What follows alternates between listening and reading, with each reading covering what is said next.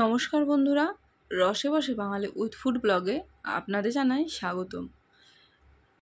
একঘেয়েমি মাছ মাংস খেতে কিন্তু অনেকেরই ভালো লাগে না, তো তাদের জন্য আজকের এই রেসিপিটা একদম ঝটপট তৈরি করে নেওয়া যাবে ঘরে থাকা মাত্র কয়েকটা জিনিস দিয়েই।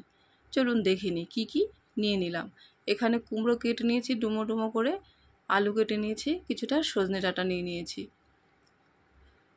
আর এখানে সাদা সর্ষে, চীনাবাদাম আর কয়েকটা কাঁচা লঙ্কা নিয়ে নেব, কাঁচা পাকা লঙ্কা। একটু জল দিয়ে ভালো করে পেস্ট তৈরি করে নেব। কড়াই বসিয়ে দিয়েছি, সর্ষের তেল দিয়ে দিলাম। আর এই রান্নাটা কিন্তু সর্ষের তেলেই খেতে ভালো লাগবে, রিফাইন তেলে অতটাও টেস্ট হয় না। আর দিয়ে দিলাম কালো জিরে ফোড়ন। ফোড়নটাকে একটু ভেজে নিয়ে এর মধ্যে আলু আর কুমড়োটাকে প্রথমে দিয়ে একটু লবণ হলুদ দিয়ে ভেজে নেব। এই গরমে মুখে স্বাদ বদলের জন্য এই রেসিপিটা কিন্তু বেশ ভালোই লাগবে। তো লবণ হলুদ দিয়ে ভালো করে একটু ভেজে নিচ্ছি। কুমড়ো আর আলুটা একটু ভেজে নিয়ে তারপর এর মধ্যে সজনে ডাঁটাটা দিয়ে দেব। তো প্রত্যেকটা সবজি দিয়ে দেওয়ার পরেই আবারও একটু লবণ অ্যাড করে দেব, যাতে সজনে ডাঁটাটা খেতে ভালো লাগে। তো ভালো করে আবারও নেড়েচেড়ে কিছুক্ষণ ভেজে নেব। নিরামিষের দিনেও কিন্তু এই রেসিপিটা করা যেতেই পারে। তো দেখুন অনেকটা কিন্তু ভাজা হয়ে গেছে। তো এইভাবে আমি আরও 1 মিনিট মতো ভেজে নেব।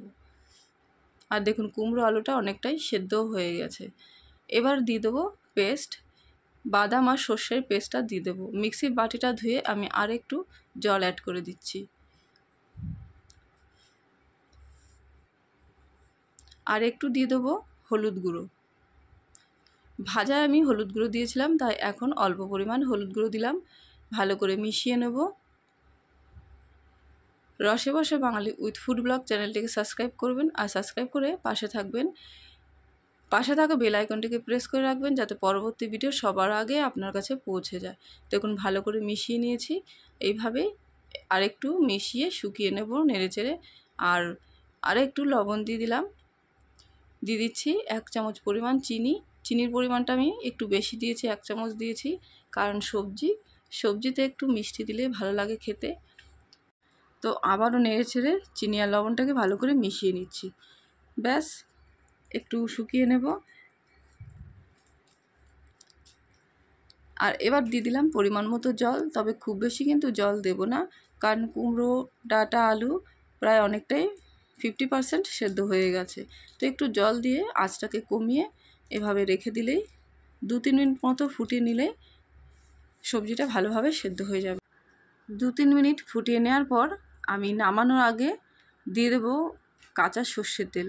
2 চামচ পরিমাণ কাঁচা সর্ষের তেল দিয়ে ব্যাস নামিয়ে নেব।